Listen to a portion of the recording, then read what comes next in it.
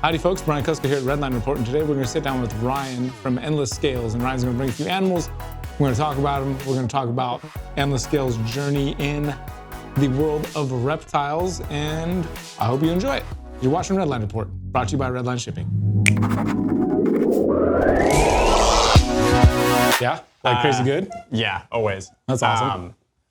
These are one of my favorite shows to work. Like, I love Repticon because Repticon's like what I started going to like 12 years ago. But like, I don't know, the variety at the All-American shows is just insane. What do you think that is, or what? Why? I don't know. I really don't. But I think the atmosphere is just a little bit better here. Sorry. But I love the split shows where it's plants and also animals and whatnot, because then you bring two demographics together. You have as many reptile people as you do the plant people. Most of the time you can convert those plant people into also reptile people or vice versa. Yeah. I'm also kind of biased. All my cages that I have that I can do like very elaborate bioactives, that's how I do it. I just think it's awesome to bring the two communities together. I agree. Yeah, I think they're very complementary to each other. Like you said, like people who are keeping plants, it's like one step up to move to keeping a reptile. Yeah. As far as level of care, and then people who are keeping reptiles, it's complementary to like maybe bring some plants into the enclosures. Yeah. Totally. But no, it's awesome. I just love meeting all these people and traveling around. How long have you been doing this? I've worked at the store for like 5 years now, on and off. I left for about a year and then came back. So I've been doing the show circuit for just about 5 years, at least within like the Southeast. Like now that we've started doing the All-Americans, I think the furthest I'll go now is like Kansas, because we got Kansas in like 2 weeks, I think. Yeah. But I love traveling and seeing the new places and seeing all the cool breeders and whatnot, getting to know all these people.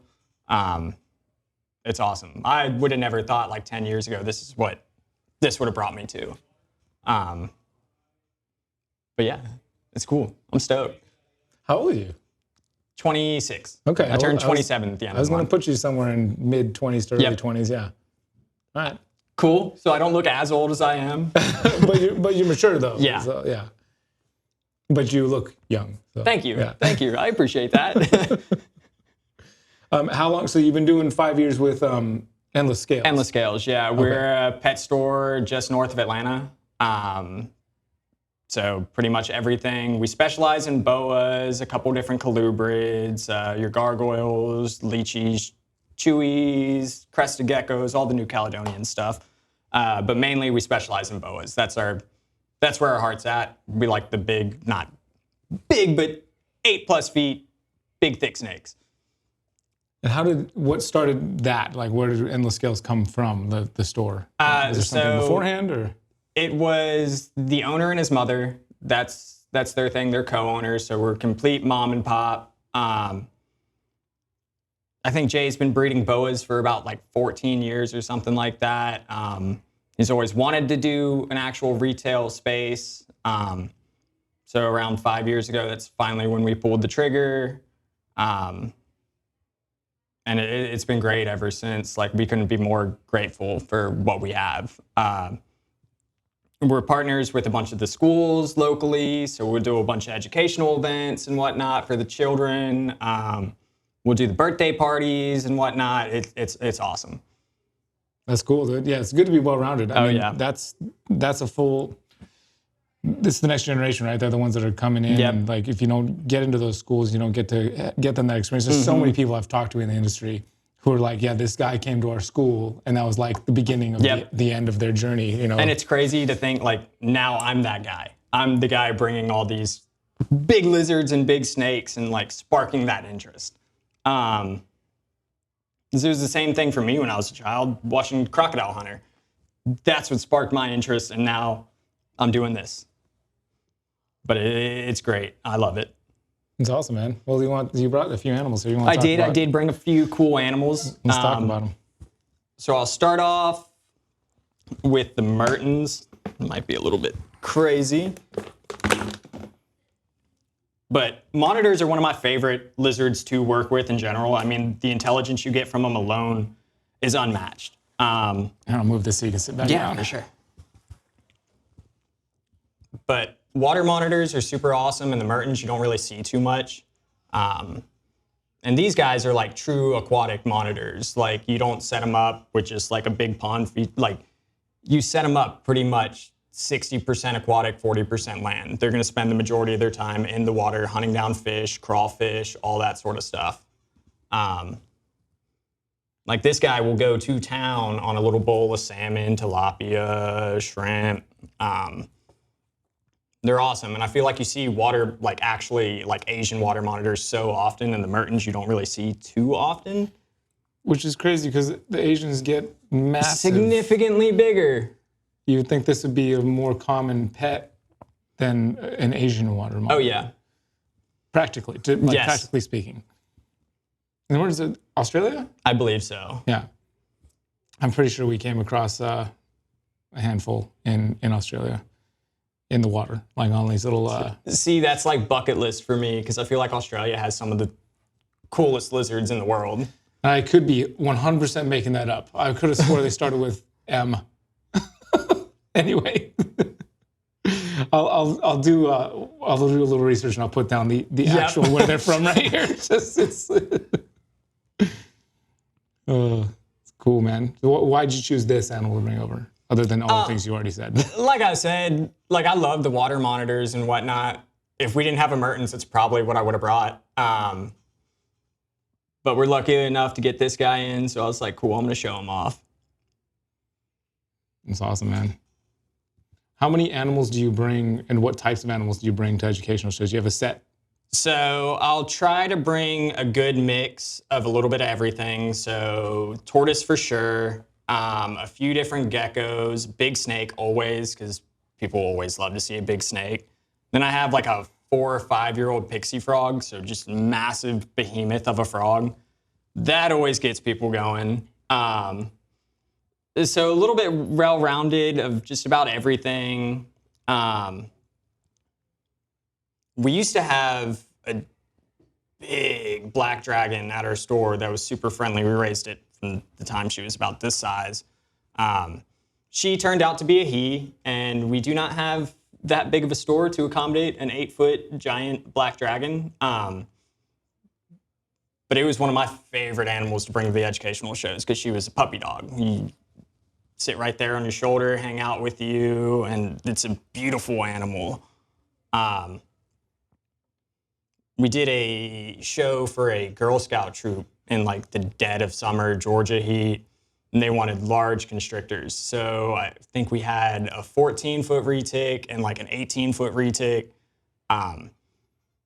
I'm not a big man by any means, and they did it outdoors in a park, so I'm like sweating bullets holding these big snakes, trying not to drip sweat on the little girls.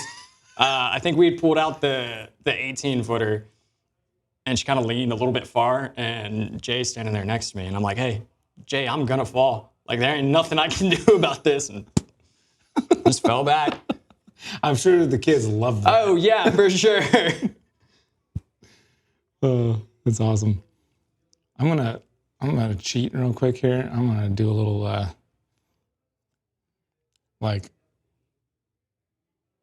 just want to. Did that video save? Okay, good. It did. I just want to know. This is before we move on. Mertens monitor.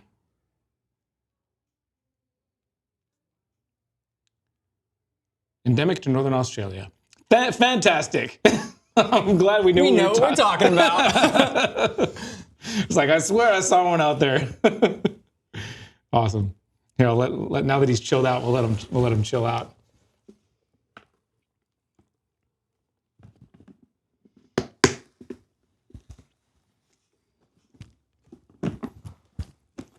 Now this one, I obviously have no question about them being from Australia or not. Oh yeah. We'll see what mood it's in. Baby blue tongues are always fun. You get a mixed bag. You either get them that are super peaceful or super angry at the world, and this guy's kind of a slight in between. But they're sausages with legs. You can't not love a blue tongue skink. We got one in another, probably a northern, like twice this size. We got it in at the store, and it was super angry at the world, hated everything to do with people. So I was like, you know what? I'm going to socialize. I'm going to break it. I'm going to get it calm. I'm going to get it vibing with people. So I'm opening up the store one morning, trying to bite me, just clean his water bowl, grabbed a banana, unpeeled it, put it in front of his face, and I was like, listen, we're going to be cool. We're going to be buddies. There's no need for this beef. Probably ate like half the banana and then was cool with people ever since. That's a miracle. Oh, yeah. That's crazy. I mean, to have just that one moment, that's We understood each other. That's what happened. Wow. He was like, you know what? Maybe people are cool. Maybe I get bananas if I don't try to eat their fingers. I'm blown away at how quickly it worked. That's awesome. Now, are blue tongues a staple part of your educational program? Sometimes, yeah. It depends. It'll either be a blue tongue or a bearded dragon. Okay. One of those larger lizards that are kind of cool with people once they get some size. It's like the geckos are all cool and whatnot, but they're a little bit smaller, a little bit harder for children to handle. This the last thing you want is to hand a child a crested gecko and it have that slight chance to get nervous and pop that tail off. With the blue tongues and the beardies, they're just a little bit easier to work with. We'll try to bring one, if not the other, or both. The blue tongues are cool because you can talk about the tongue and how they use it for their defense, kind of try to show off that they might be venomous so predators don't mess with them. Because it's just a unique trait that they have. Yeah, it really is. And blue is, it's interesting that it's blue because blue is one of the most uncommon colors in nature. Yep. So it definitely, when you stick it out, you're just like, wait, what is it? What? That's not right. We had one of our local elementary schools that partnered with us for their STEM program because one of their lessons for their STEM program was all about frogs and amphibians. So we did another educational show for them where all we brought was frogs, salamanders, stuff like that. That was a cool one because frogs are some of my favorite animals to keep. I'm becoming more and more in that. Like I see the frogs now and I'm just like, I'm so enthralled with them, which takes me back to being like 7 years old where I had a moment where I collected a bunch of tadpoles, put them in an aquarium and brought them to school as like part of the science fairs and whatnot. And that was my project. I drew a little diagram out of like the life cycle of a frog. And the morning that the judges were coming around to do the judging of the science fair projects, like I had every morph of frog life cycle in there. I had literally like ones with two back legs, some with one left arm, some that were still tadpoles, and some that had climbed out and become full little toads. And like, it was, yeah, I won the science fair. And I forgot that moment. I forget that moment sometimes, but I've just started keeping frogs kind of, well, I've always had a pixie for the last several years, but I got a second frog in the last year. What'd you get? A White's tree frog. Nice. And all of a sudden I find myself like kind of obsessed with frogs. The white trees have some of the best personality. Mine at the house, like I listen to a lot of music when I'm just like going and doing my like house chores and whatnot. And I found that like dad rock, like Creed, stuff like that, my frog will start croaking every time it's playing. That's interesting. It's like I'll listen to rap, I'll listen to blues, stuff like that, and nothing. I'll turn on Creed and it's like, oh no, he likes that. That's interesting. I wonder if he's liking it or if he's protesting. One or the other. Awesome. Let's pull out animal number 3.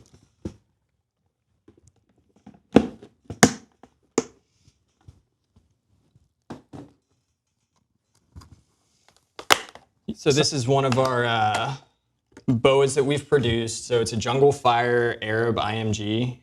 So Arab's a pattern morph. IMG means increased melanin gene. So as the snake grows, it's going to get progressively blacker and blacker until it's solid black. Fire is another cool gene because you breed 2 fire boas together, you get a solid white snake. Now it has IMG in it, meaning it's going to produce solid black colors growing up. So you mix that fire and that IMG, you get a solid white snake with a bunch of pepper freckles all over it. IMG is one of those genes that we do a lot of work with. I don't think there's anything not cool about a solid black or a solid white snake, especially when full grown, they're 7-8 feet long. And you get to watch the progress of them. And you get to watch them. I wish I had an adult example to show off like the before and after. But you can tell already just by the head stamp how dark this animal is. And you can see all those little freckles between the saddles. So as it sheds and as it grows, it'll get progressively more and more of those freckles until it's solid black. And I mean, I think in general, boas get a bad rep. They have intimidating looking heads. People just looking at them think that they're mean. And it couldn't be any more the opposite. I love the inquisitiveness of a boa. I love ball pythons, don't get me wrong. But most ball pythons, if they're not worked with, you pull them out and they're going to ball up and they're not really going to move around. This snake instantly, he's crawling around, cruising, wants to be up high. It's a very interactive animal. Plus, the size throws people off, but you have time. Like, it's not a fast-growing snake. It's not going to reach that 7-8 feet in the first year.